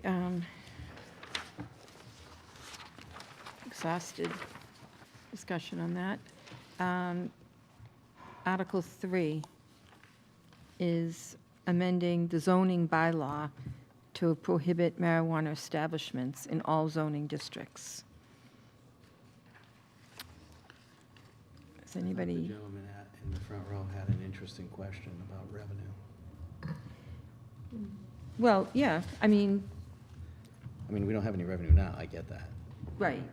I think that some communities might find this type of establishment attractive if they Yeah. could situate it in the right part of their town, and they can charge very high sales tax Yeah, rates on it. And you watch what's happening Yeah. in Colorado and Washington State. and Yeah. It's just huge revenues. Yeah. So the question is, I'm not advocating, I'm asking a question. Have we asked the question of, did we do due diligence to say, if we had opened it up, as a citizen, I'd like to know, what are we talking about? Is it $498 to the budget, in which case there's no financial impact of making this decision? If it's $58 million a year, Right, speaking in extremes, Yep. Yeah, keep in mind, we can amend the bylaws again. Right. point being is, have we done our due diligence to ask that question? I think that they're waiting for direction from the state. And it's my understanding that the town is not certain how the state is going to ultimately enforce this marijuana situation. And they're just trying to buy time, and I don't think that and because the town voted against it in the state election, we can prohibit it. If we had voted for it, we would not be able to prohibit it. So I think that they're just trying to hold it back and continue to learn more about how to handle it. And I think that it's a good point, what type of revenue would it bring in? I'm guessing that no matter what it is, I don't think that there'd be a huge appetite in the town of Wilmington for a pot shop. That's just what I'm guessing, based upon the way the town leadership has come out and has been very definitive about wanting What was the to hold ratio of off the on vote here this. in town? Do we know? I don't really know. Is it close? Yeah. Just, you know, there are a couple of comments tonight relative to detox. I work next door to a medical marijuana place, and it's a little alarming when you see somebody smoking pot outside your town hall at 11 o'clock in the morning.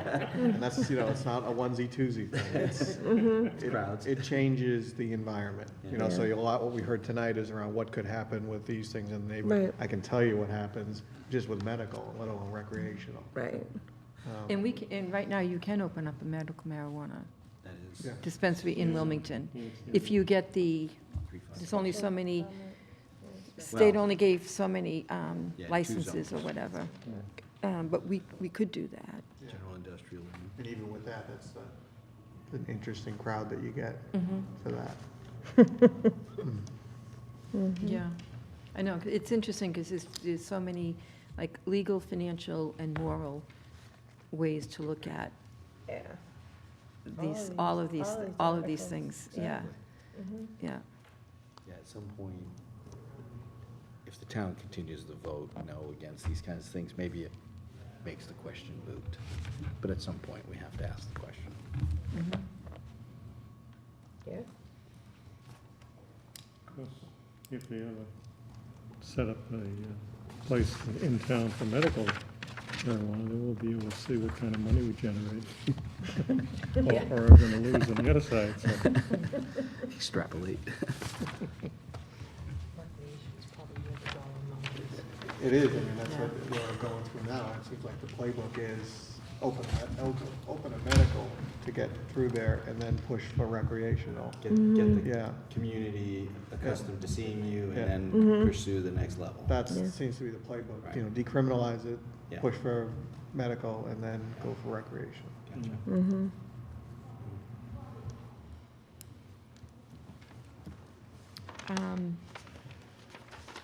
Okay, Article 4. Article 4 is not under the jurisdiction of the planning board, so we can discuss this and vote on this without having to wait. This is basically changing the inhabitant bylaws by prohibiting marijuana establishments. So the previous article was talking about where you could locate it, and this is saying that you can't do that at all. Right. Can't It's just locate not it. allowed. Not allowed, yeah. Does Article 4, if it's approved, essentially make Article 3 and 5 moot? Well, 3 would make it impossible. Yeah, it's the to belt do. and suspenders, so they Yeah. basically, they weren't sure where to put it, so let's Cover it just all. post it everywhere. Got it. Right. And then if that doesn't work, then we're going to just delay it for another 6 And months. that's what 5 is. Yeah, Yeah. that's the Yeah. delay Yeah. tactic. Yeah. Okay. So is there any discussion on Article 4? All right, then I would accept a motion. So moved. Second. What is your motion for? Motion to approve Article 4 is presented. Second. And we got a second? Yeah. All those in favor? Aye. And it's unanimous. Okay, and the last one is Article 5, and this basically is just extending by 6 months what we voted on at annual meeting last year, This is, a moratorium. this is a zoning one, right? Yeah, this is a zoning. And again, Finance Committee does not need to wait for the zoning votes. If anybody wants to go ahead and make a motion on any of these articles, that would not be out of order. I know that in the past, we've waited on zoning articles to see what direction the planning board was going in, but we should be thinking on our own, independent of how they are voting. I would prefer to wait to see what they recommend. I agree with that, Sam. Okay. So we can just take a brief recess then, and see if their voting has moved along. How Oh, thanks.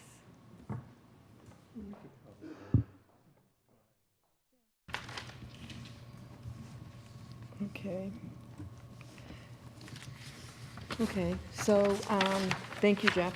Given that information, I'll accept a motion for Article 1. Or actually, does anybody have any more discussion based upon? Well, we do the motions after the discussion, Okay. so. I'll make the motion, You disapprove. can do it Article- either way. Ooh. I'm sorry, Mary Ann? I'll make the motion, disapprove Article 1. Okay. To So we have a approve or motion? disapprove? Disapprove. To approve. Disapprove. Disapprove, okay. Okay, so we have a motion on the table. Do we have a second? I second. And second, and discussion. No discussion? All those in favor? Aye. Unanimous? Okay, Article 2. I'll make a motion to approve. Sorry, approve or disapprove? Approve. Okay. I'll second that. All right, so we have a motion to approve Article 2, and we have a second. Any discussion? And, you know, and I'm listening, they have some questions, we had a few questions too. But I think it's the better of the two, certainly. But why do we have to rush it? That's, I guess, my question. I mean, if they don't vote on, if they oppose this, can't they come back with a better solution? Or, I mean, You mean the petitioners? Yeah. Yeah. yeah. I don't know. My thing is, that's fine. I don't want to do something that in 5 years, we're all going to say, oh, why did we do that? I know we were afraid of the detox, but we have these other things that we want to do. I mean, what about, I mean, there's a lot of different homes in nursing facilities that are going to be needed in the future, and I'm just not sure. My sense, just from what I have observed from a lot of the social media, frankly, is that this petition was in large part motivated by the actions of the person who submitted the plans, so the incident at hand. Okay. That's just my view of it. That- In which the rush, the reason for that's the what, in which case this will not address, that won't stop that from happening, as we learned tonight, that whether this is approved or not approved does not affect that Right. permit application. Mhm. So then you could argue, well, should we take a step back and say, okay, since it's not gonna stop that, take a step back and craft a more, lack of a better term, artful article for the regular town meeting. That would be an argument you could make. I don't know if I'm talking to myself about it, but it's just something to think about, since it doesn't impact the thing that's stimulated it. The one that. However, I would caution you to not be focusing so much on Middlesex Ave. Yeah, Because this is a situation out there that is growing. 6 months ago, we never heard about Middlesex Ave. If this had been in existence 8 months ago, Right. we wouldn't have the situation we have today. So I understand exactly what you're speaking about, and if there wasn't, in my mind, something big coming down the road, that this is not going away, and I think we need to be proactive about doing it. It may not be the ideal way to do it, according to the planning board, but I think it's better than not doing anything, because best case, if somebody else comes into town, they are going to go in an area of town that we can no longer say, that's not a good area, because we've designated that area for that use. As far as future nursing homes, I don't see that we have the land in the general sections of Wilmington for future nursing homes, and if they want to be located, I visited my mother in a nursing home that was in an industrial type of area in Braintree, and it was very nice. That's where they had to put it, you know, they didn't have anywhere else to put it. So I feel that this is being more proactive, and I think it's something that a couple of years down the road, we might say, boy, were we smart to do that.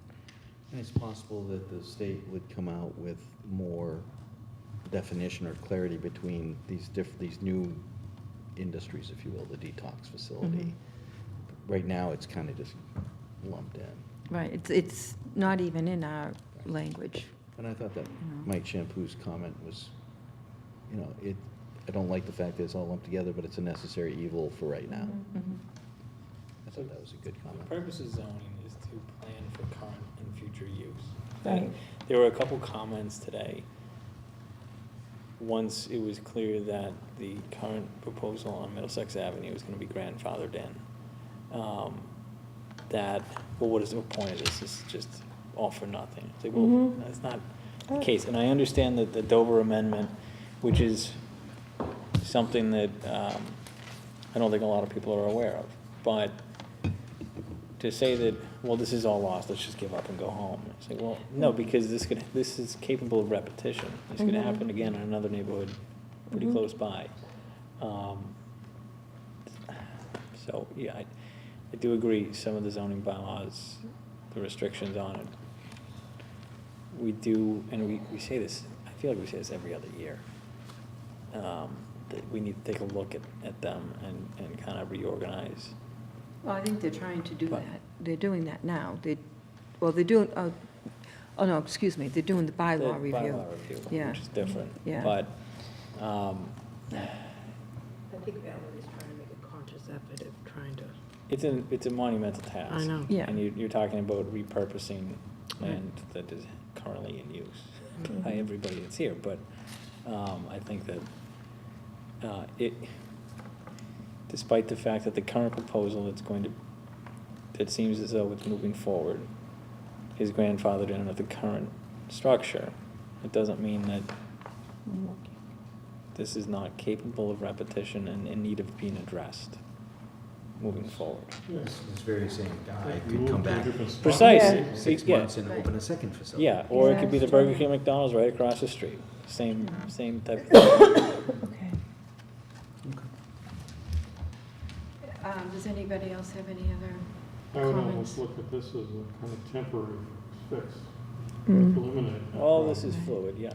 And these are changed all the time. Right, If further that's down the true. line, they want to rewrite or the planning board themselves restructure some of their regulations and whatever, you might be able to make another adjustment. Just a quick question, were they worried about, the planning board worried about the nursing home aspect of lumping the other uses into this? Did that come up in their discussion at all? There did seem to be some conversation about nursing homes and having nursing homes in an industrial zone with respect to whether or not that was a compatible use. That did, as I heard, come up in conversation.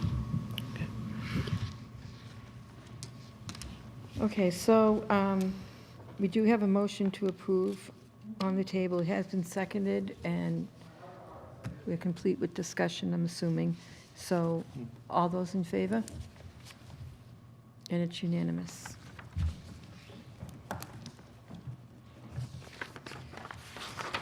Okay, Article 3. Set the table for some special town meeting. Well, I like how this board is working together. We're coming from a lot of different directions, but, all right, so Article 3 is amending the zoning bylaw regarding marijuana establishments. We've already discussed this. Planning board approved Article 3, and I will take a motion. Move to approve Article 3 as written. I'll second. Any discussion? All those in favor? Unanimous. Article 4, we voted to approve, and the final article is Article 5, and this is regarding the zoning bylaw and the extension on the moratorium for an additional 6 months. Planning board approved. I'll take a motion. Motion to approve? Motion to approve. I'll just read your mind. Second. And we have a second. Do we have any discussion? All those in favor? Terrific. Unanimous. Thank you all very much.